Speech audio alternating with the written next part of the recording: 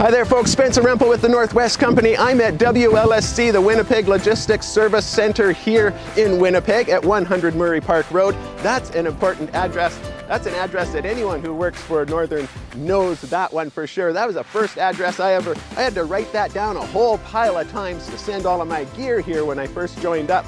And then from here, they sent it out to my store where I was at. They take control of like most of the shipping that goes through. Everything really goes through this giant service center. A lot of people don't know it, and it's going to be my privilege to show you around. This might be just one of a series of videos because this is a big place that's really got it going on, and I want to showcase just exactly what they do and how hard working the people are here in order to get our supplies way up north where we can get them on the shelves. All right folks, let's go inside, take a look around. Thanks for watching. Spencer, the YouTube guy? Yeah, that's there right. We go. You must be Martin. Yes, I am. Thank you. Ready for my tour, my friend? Good stuff. I'm glad you found the place. Welcome. And away we go. Let's take a look around. Alrighty. Scan in. Away we go. So as we first enter, we'll go clockwise into the building. Okay. And we'll let everybody pass. The machine behind you here. Hi, Ron. Seasonal products. Valentine's Day, Easter, Halloween. We have our first two sections, first two rows that we work that product in. We're just going to step to the side and let this gentleman pass through. That's our first two lanes for our high moving seasonal product, and this is an example of an order picker right here. And so this gentleman's selecting direct to store. Yeah. Film GM, that's where all the action happens. Oh, cool. You heard it first from Mike. All right, we'll move along. There's an entire western side of the west side of the building houses most of our grocery. We'll see that on the back end of the tour when we go through. Very quickly, it transitions over to GM product, general merchandise. So GM is plentiful. We have a lot of SKUs, a motorsports section, and if you take a look, we have some of our daily goods that we're rolling out. Tires, televisions, ice augers.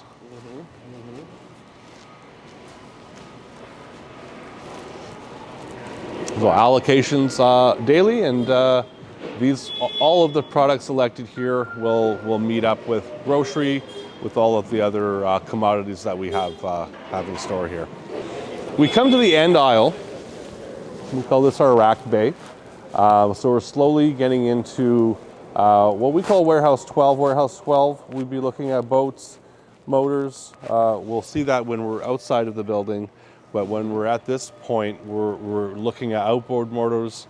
Canoes are out now, but during the summer we would have canoes and all kinds of paddle boats. You see our toboggans around the corner here, so that falls in line with our season. And an entire wall, if you will, of motorsports oils. So quite a variety of brand names. Spencer, I'll take a small moment here to stop and talk about an exciting topic in supply chain and at the WLSC, and that's pallets. So everything we ship has to go in a pallet one way or another. We have before you plastic pallets. These are the black Plasgad plastic pallets. We have a traditional, what we call a whiteboard pallet, and I shouldn't have to look very far, but there's on that machine there, those blue pallets are called CHEP pallets. Oh yeah, yeah. So a plastic pallet is 13 pounds, a whiteboard pallet is 40 pounds, and the CHEP pallets on the heaviest end are about 70 pounds. So the idea... I can attest to that. I've handled a lot of them. Yes, before. We hate the blue ones. Yeah. 80 pounds! It can be a lot to handle. As a younger fellow, I remember tossing them around, and I can feel them now. Yeah. So from a transportation side of things, 13 pounds is the weight of a plastic pallet, 40 and then 70 to CHEP. So we have NSA North Star Air So we have weekly shipments heading out, flowing to Thompson, and those are eventually flown out to all of the stores on these black plastic pallets. So there's a tremendous cost savings there with flights, and when you start to look at that breakdown as compared to whiteboard. That much weight, less weight. Yeah, although when it comes to extreme bitter cold weather and some of the handlings and rehandling that this product goes through, the whiteboards sometimes tend to win on the long end of things. Thanks, Vitaly. How did you make out with that? Good? Awesome. Thank you so much. Inbound. So we're at the south end of the building, and the south end has inbound general merchandise receiving. We have a cold dock, cross dock that we'll walk through, and at the far end for inbound we'll have our 880 receiving, which is our dry grocery goods.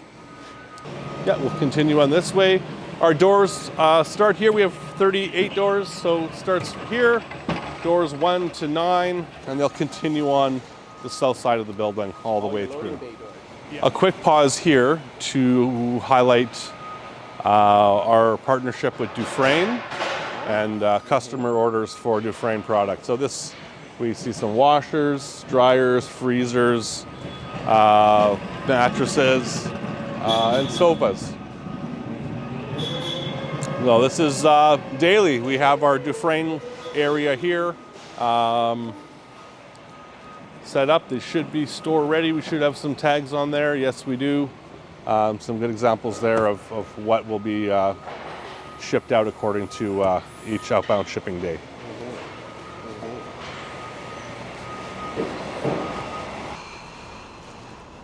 This is part 2 of our MHE. MHE is material handling equipment. That's a term that we use for forklifts, walkies, order pickers, and reach trucks. We have 2 rooms here, and these are hazardous goods, so dangerous goods that are prepped for road and air. We're looking at the world of lithium-ion batteries. So that's really changed the landscape of yes, yes. So it increases all the time. I mean, I see now that a lot of our ice augers, lawnmowers are now powered by battery, and that's something that's not going to recede. That's only just progressing further and further. Right. So we're going to go into the cross dock, also called the cold dock. So we are at refrigerator temperatures here. We're going to see bread, eggs, meat, dairy products. This is the perishable side of our business. So product comes in, vendors daily, and has to move out very quickly. Here's our bread being offloaded right here. It's the hard work. It's the old-fashioned way. We have our dollies here, and off comes the bread. So it will be assigned and stamped to different shipping lanes and different stores. So it's a real hustle bustle operation from 5 a.m. to about 2 p.m.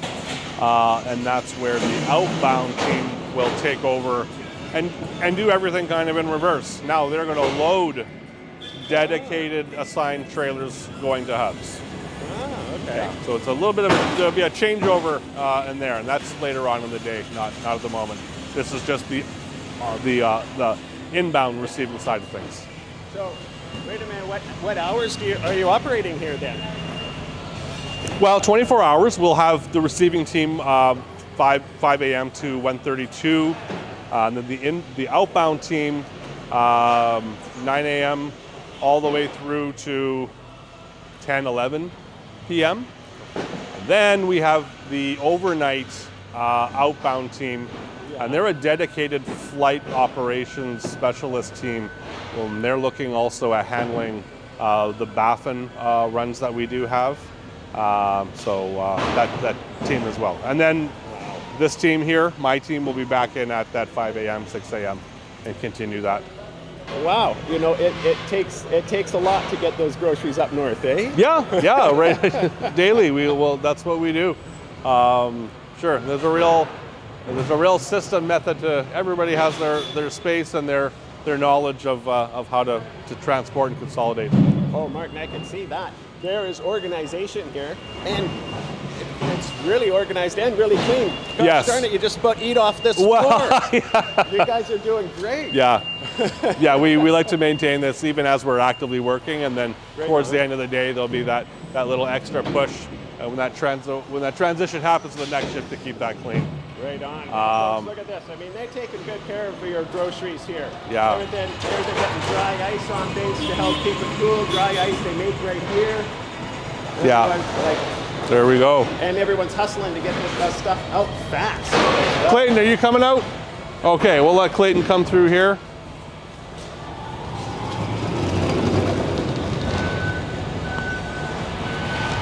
So this is coming in. It's going to be iced or immediately placed on a designated frozen temp trailer.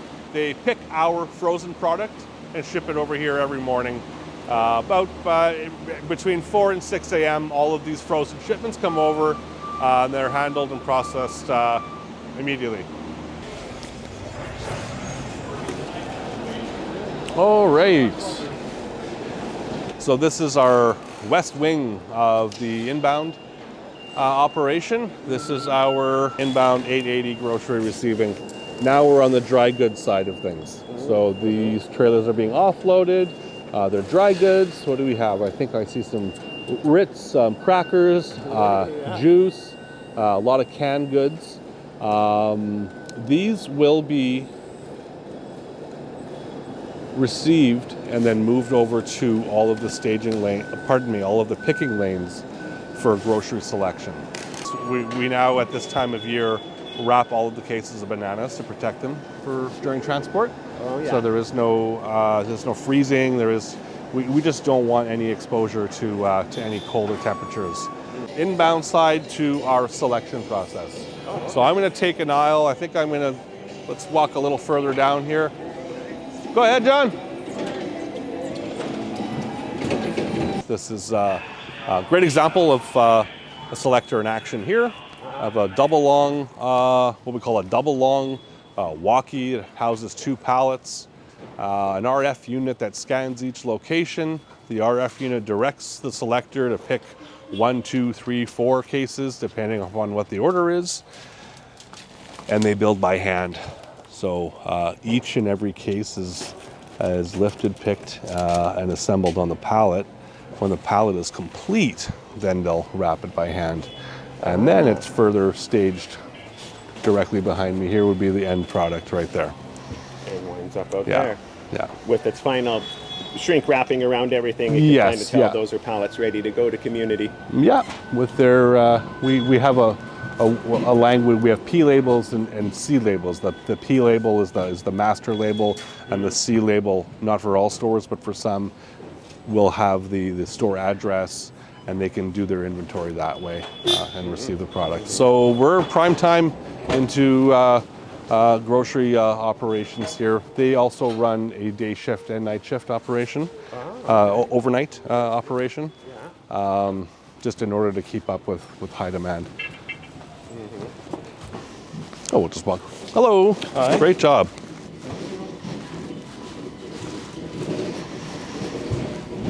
A and B level. So the selector is selecting from a B level here, and then we have an A level.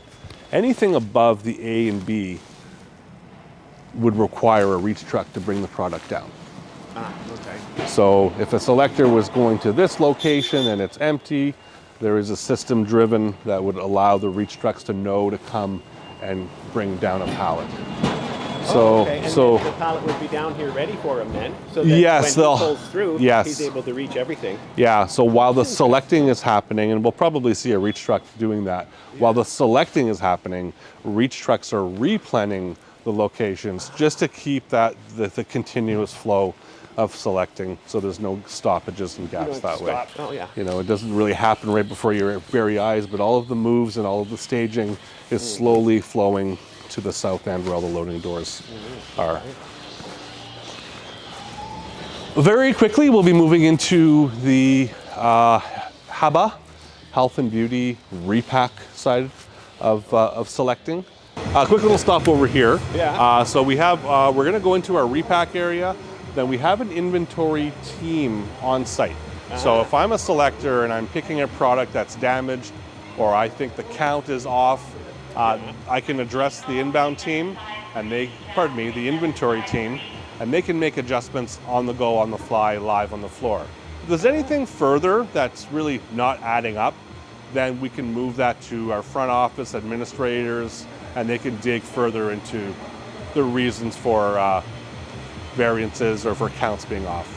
But it's a real luxury to have an inventory team right here, kind of at your fingertips, and they can assist and help out with all kinds of things. Just like we saw in grocery, we have selectors that are selecting in these lanes. So they're selecting all of these inner packs. And we're gonna go to the end where we stage them. And you can just pan just to get a little scope of what products we're shipping out.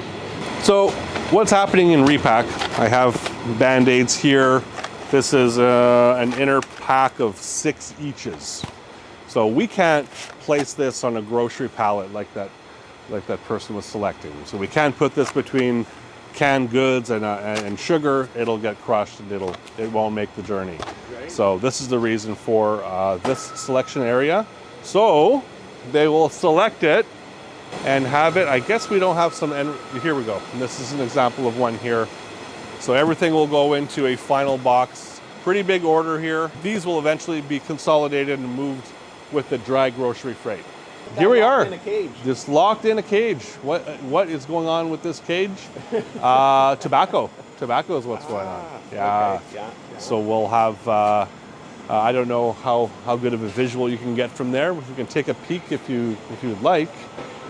I'll just scan in here, follow behind me quickly. Hi, Sean. I'm just with Spencer. I'm just doing a quick little tour. Well, not a quick little tour, a really good show of what we do here. Yeah.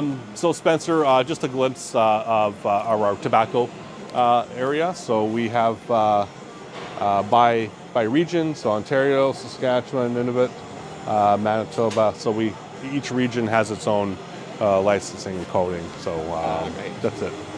So the same process as grocery selection and as in repack, an RF unit will direct you to a location. You select the quantity, 1 carton, 10, an entire case, whatever it may be. So part of our business that takes place right here in this little area. Very nice. I'm glad you watched. Yeah, I was interested in going up north all the time, so when I put that in YouTube, I saw, I'm like, that's the guy. Spencer, do you have a fan?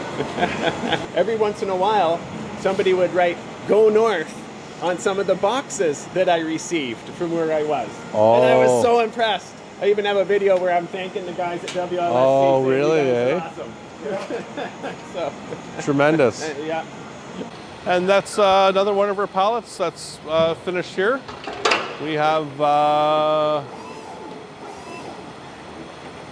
Kiwewan. Yeah. It's ready to go. Yeah, 377 Kiwewan. Here comes your cornflakes, diapers, everything that was ordered. Touching on a lot of what we do in the facility would be emergencies. So we have rush orders. You know, we have fires during the summer. Unfortunately, it's just a reality that there are forest fires that come up in summer. So you'd have to restock a place.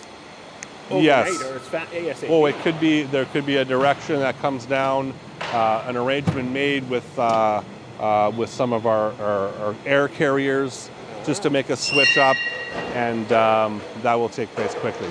So, for example, grocery might have to just switch gears and say, we're going to move out 30 pallets of water now. Yeah. So everybody just will take a stop on what we're doing. We're going to move the 30 pallets of water, or it could be another product that's just required, right. Emergency required for the community through our airlines or working with Red Cross, for example. This is general merchandise. So we have our carousel, and there's some selecting and picking that goes on in this little area here. So I think they might be closing the end of the day. We'll take a peek at some more GM product as we move upstairs. And at this point, we're going to. They all know you. Yeah. Gosh, Spencer. He's maybe he's the guy who directs you to go north on there. Gosh, Spencer. Okay. Right on, guys. All right, let's. Here, you know what? Sorry, I just needed to just kind of readjust myself. We're gonna head this way, and we're gonna go up just a stairwell. This is something interesting here. Pink tape area, customer orders. So let's say, Spencer, you're at one of your stores or you're on location, and you've put a special order in, and it's something that you really want, and you've been looking forward to getting this piece. So we'll have an area here with pink tape that shows that. In the larger scope of all the selecting and offloading and loading, we can bring this right down to a personalized customer level where you can have your name on that piece of furniture to Webequay. Watch yourself here. And we can make that happen. Thank you, Chris.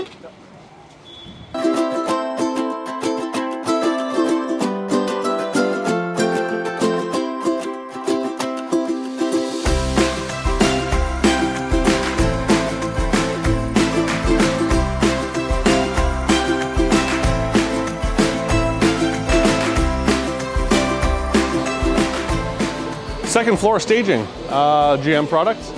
So we have a team. I'll just do a sweep. I think we'll just go around here and come back. So I believe that is going to be what you just saw in the warehouse in all the different departments is heading out to all of these locations. Weekly, daily. Good. Here we are. And we're talking. Glue look up there. And, yeah. Wow. Thank you so much for that tour. It was fabulous. I found it so interesting, and I really think my viewers are going to find it interesting too. They've asked me a lot in the comments before. They want to know more about the logistics. How do we get all these groceries, all these goods up north? And really, you guys are the hub. So it was just my pleasure to come here, and thank you again for giving me a tour of this awesome facility. Yeah, very cool. A pleasure to have you. You're right. It's the hub before all of the other hubs. So for yourself and everybody else that comes through the facility, we love to do it. We have tours all the time, right out through the year, and we have everybody come, especially for our store managers that are heading up to location. We have our tours, and it just gives everyone that picture of how things really move, how many things move, and how many people are required to move all of these many things. So it was a pleasure giving you the loop of the building, and welcome you back anytime. That's our workers there in Winnipeg. Cooler guys. Man, you guys are the coolest.